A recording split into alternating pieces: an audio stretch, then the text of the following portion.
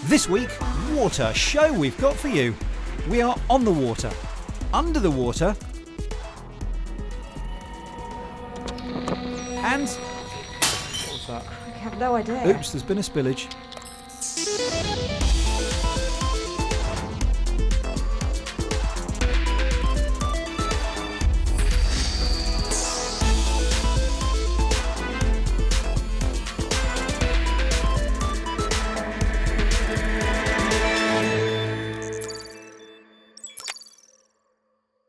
Hey, welcome to Click. Hope you're doing okay. Lara's here too. How you doing, mate? I'm good, thanks. This week I started talking to friends about how the winter was likely to be. Right. Would we head back to doing Zoom get-togethers? What do you think? Well, there was novelty for a couple of months, wasn't there, in meeting friends on video chat, but then, to be honest, I got fed up with them. Even an anti-social geek like me realises that things are better in the flesh. So true, but the idea of heading back to video calls doesn't seem to have been missed by fashion designers. All you need to do is take a look at some of what was on show at Milan and London Fashion Weeks, and there seems to be a bit of a theme of waist-up fashion, all about big collars and logos around the necklines. I mean, for a while now, it hasn't seemed so important how we dressed our bottom halves. Don't know what you're talking about. But listen, this week I have actually been out and about meeting real people. I'm wearing proper trousers.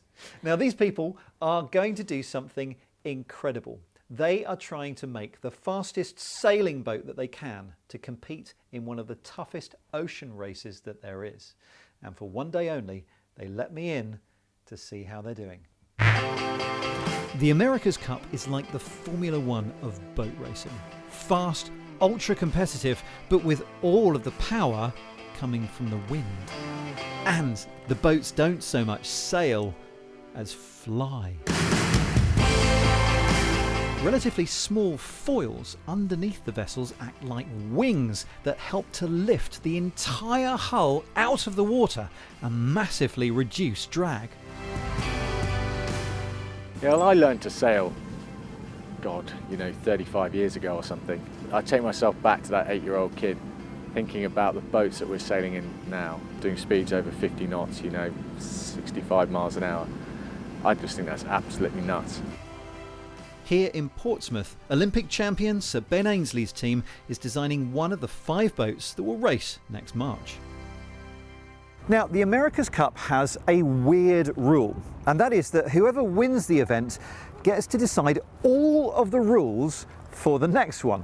Now, I'm not just talking about the location and the date or even how many heats there are. They get to dictate the type of boat that's used and the number of sailors you can have on board. So basically, every America's Cup requires teams to design a new boat from scratch. In this case, the previous winners, Oracle New Zealand, have chosen, guess where, New Zealand as the location. They've switched from a 2-hulled catamaran to a single-hulled boat, and they've made a host of other rule changes.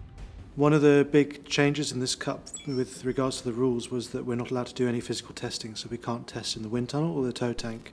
So all the testing has been done in the simulated world in computational fluid dynamics on machines. Max Starr is part of the team who've tested many virtual boat designs, repeatedly building and rebuilding them in software to try and improve their performance in the water and in the air. So Ineos Team UK have a big mathematical problem to solve, which is simulating all of the air conditions and the hydrodynamic conditions on the yacht as it sails through the water under an insane number of different scenarios to simulate what happens when water strikes the hull of a yacht or when the air hits the sail of a yacht. We pixelate those surfaces. We put little square pixels all over that yacht. At each one of those pixels, we do a little bit of math. We understand what the temperature, pressure and forces are that are acting there. Then we can work out what's going to happen next and how that cascades all the way down the line to the next pixel and the next pixel and the next pixel. And suddenly we've got an idea of what a real living boat is going to look like when it's in the water in race conditions. And the more detailed your simulation is, the more pixels that you can break your boat into, the more accurate your model becomes. But every single pixel is simulated by a different computer processor, which means you need a massive amount of computing. Basically, you need to harness the power not of the wind, but of the cloud. Now, the crew do get to test how the virtual designs handle. This simulator knows exactly how the current design will behave when under the control of a master sailor. So let's see how it does with me. Oh, we're sailing. We're sailing.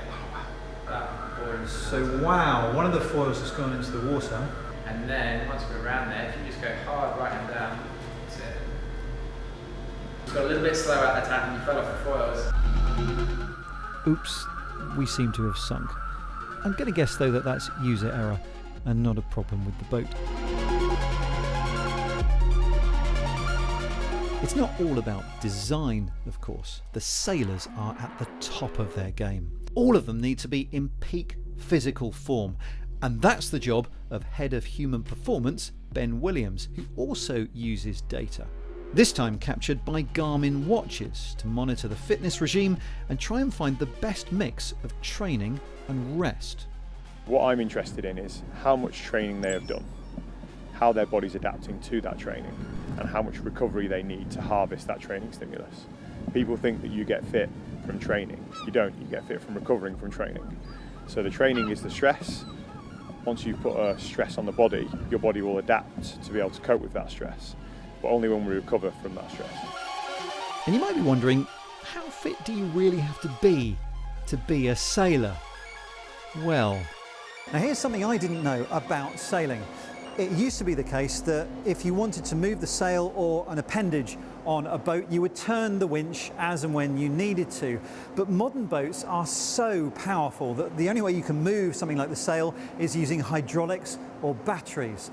But here's the thing, the only way you're allowed to recharge the battery is by doing that.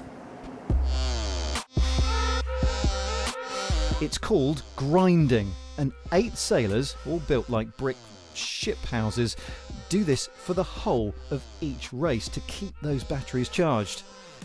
Yes, of course I'm going to have a go, and of course it's going to go well. Okay, we'll just get a bit of load on first and sort that out. So we'll be doing this for the duration of the race, yeah. Hopefully a few more watts than that. But Alright. you're fit to go. Alright. Do you want to turn that up then? Yeah, where do you want it to be? Go all the way up to what you get. Alright. So we'll be... Ah! There you go. See? Ah! How can you do this at all, ever? What is fascinating about this sport is that it's not like Formula One.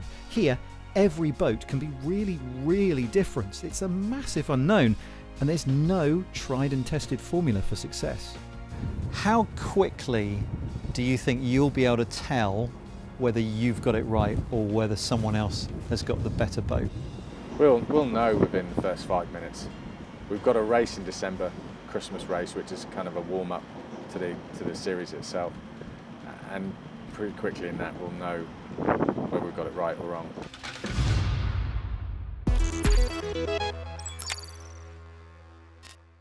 Hello and welcome to another Week in Tech. This week, Nokia struck a deal to become the largest equipment provider to BT, following the government's decision to block Huawei from the UK's 5G networks. Amazon confirmed it would be joining Google, Microsoft and Nvidia in the cloud gaming market, with the reveal of a new streaming service called Luna. And it's the end of an era for the original incarnation of Farmville, after Facebook announced it would be closing in December after over 11 years, due to the end of support for Flash. The UK's first driverless car lab has been launched by telecoms company O2. Backed by the government and the UK Space Agency, the Darwin Satcom Lab will trial driverless cars that use 5G and satellite technology. Amazon has announced a new payment service for real-world shops that uses a customer's hand to authorise transactions. Its Amazon One scanner registers an image of the user's palm and is initially being trialled at 2 stores in Seattle. And finally, if a device on your head for VR isn't enough, how about robot boots? These new creations from Ecto VR are what they call the world's first robotic VR movement solution. They allow the wearer to walk through the virtual space without actually moving. Virtual insanity? You decide.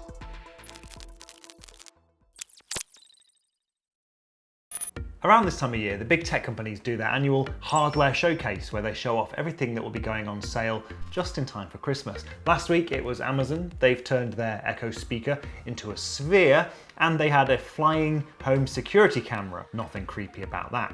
This week it's Google's turn with an online event, of course. So let's see what they announce. So first up is Google TV. It looks a lot like Apple TV and Amazon Fire TV. It brings in recommendations and gives you a lot to choose from. And there's a new Chromecast, which has a voice remote control, just like the Apple TV and Amazon Fire TV. We actually knew this was coming because it went on sale early in some American retail stores by accident. We're moving on to smart speakers. The newest one is the Nest Audio, which is designed for people who like to listen to music on their smart speakers. And to make it sound good, they've embedded a high-frequency tweeter.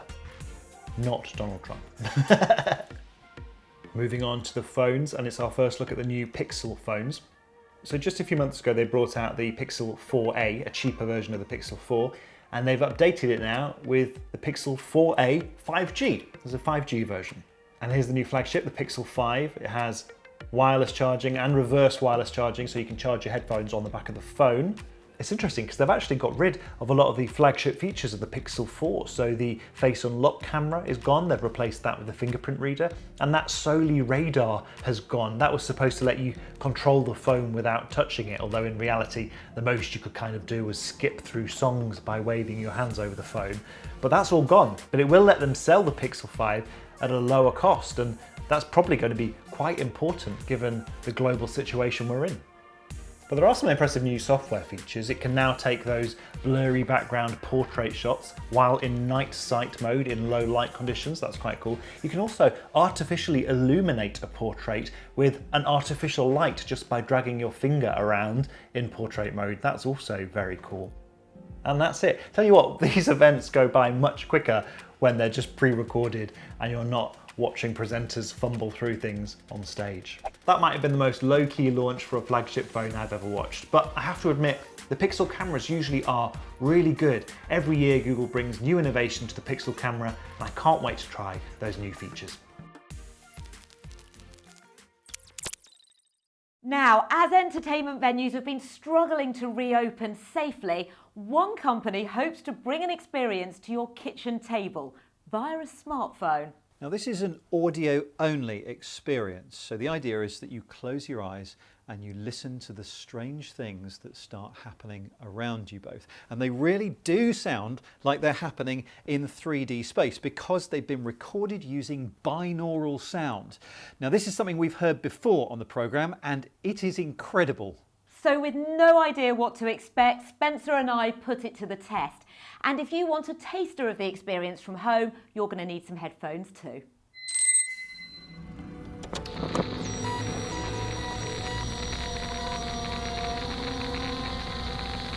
Dark Field Radio. Is everybody here? Yes. Now get yourself a glass and fill it with water. We are all in our different rooms, many couples in this same configuration, sitting at a table across from each other. Now close your eyes. Close your eyes and keep them closed.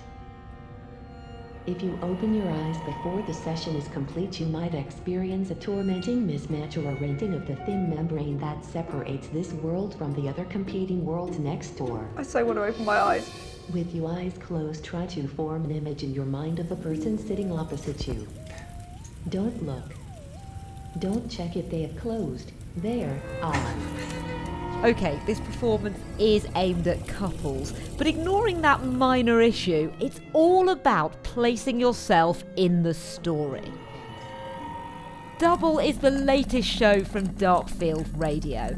Its recent sound-only productions took place in pitch-black shipping containers.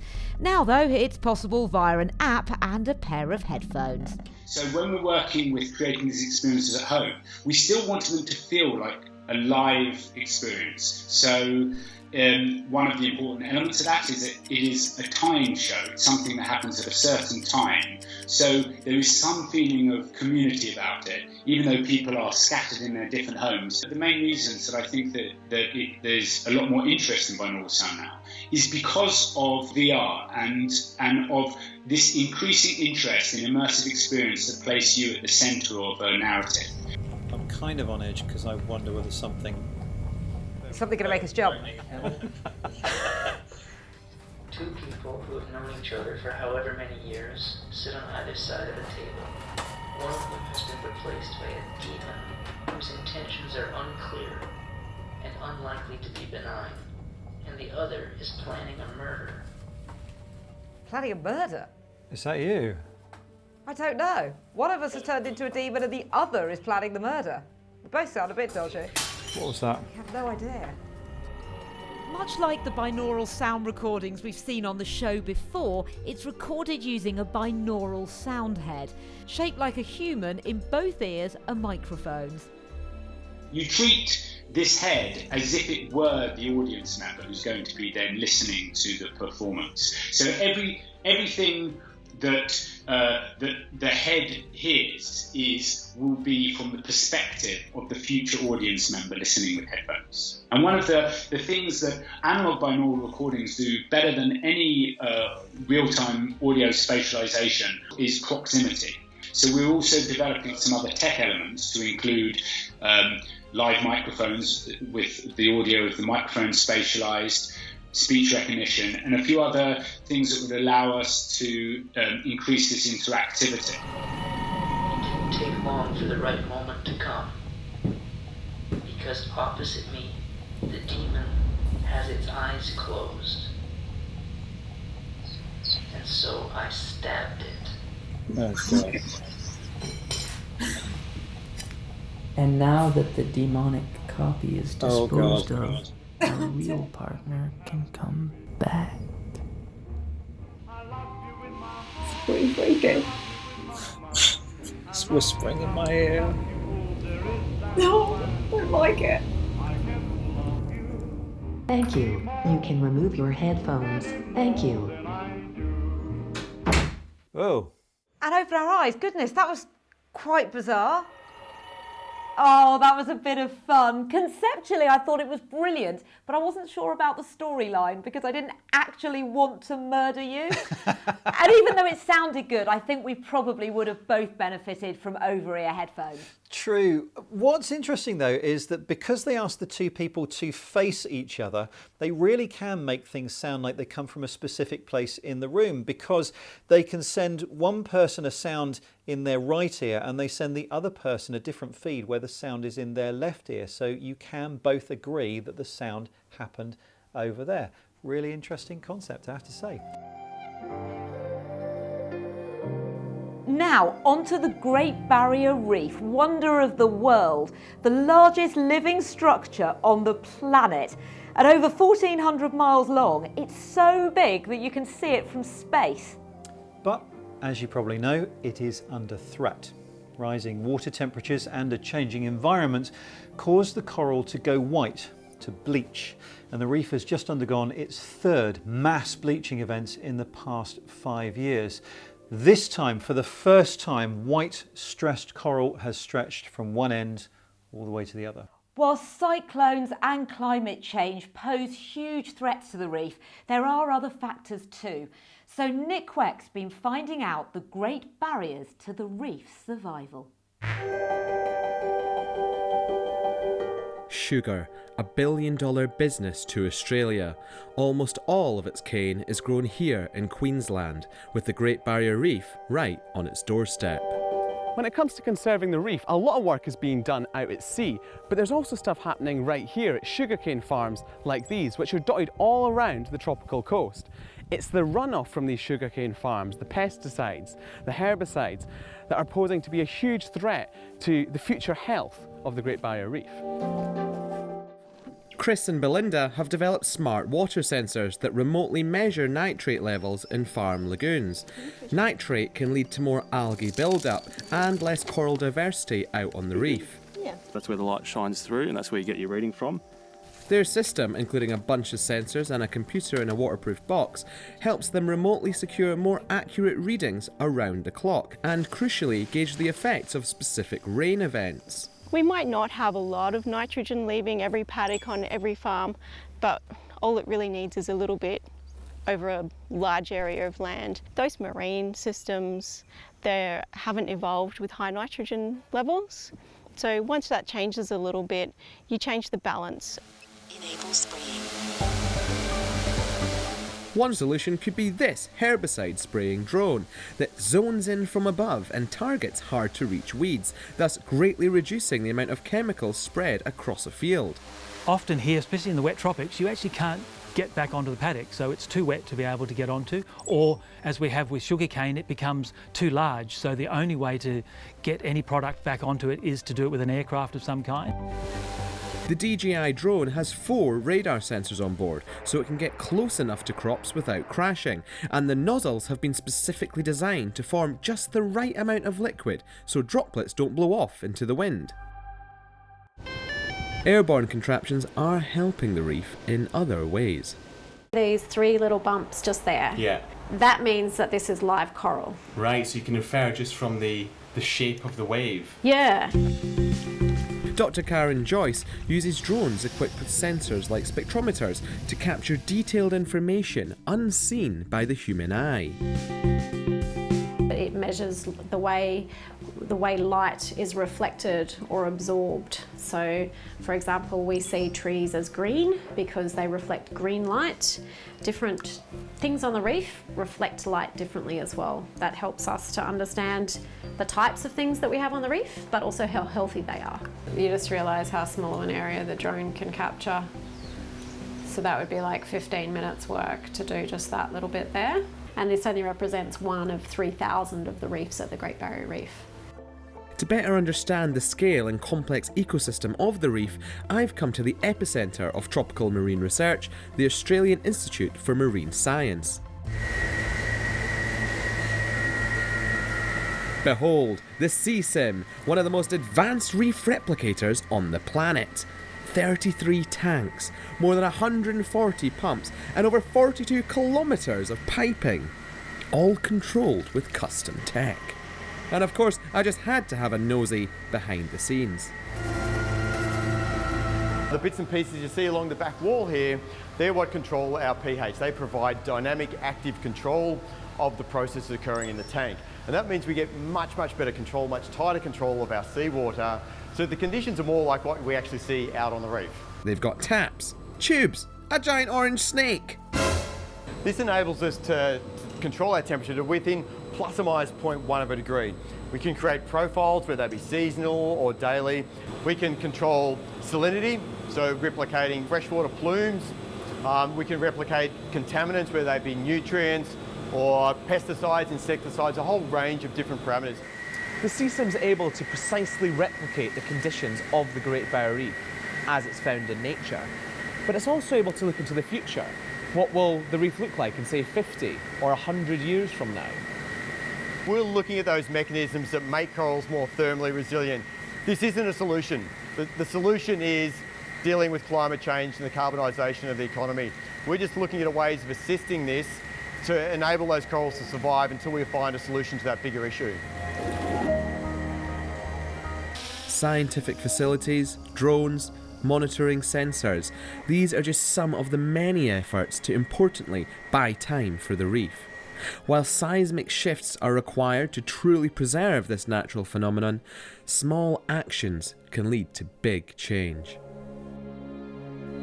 Fascinating stuff. That was Nick in Australia, and that's it from us for this week. As ever, you can keep up with the team on social media throughout the week on YouTube, Instagram, Facebook and Twitter at BBC Click. Thanks for watching, and we'll see you soon. Bye-bye.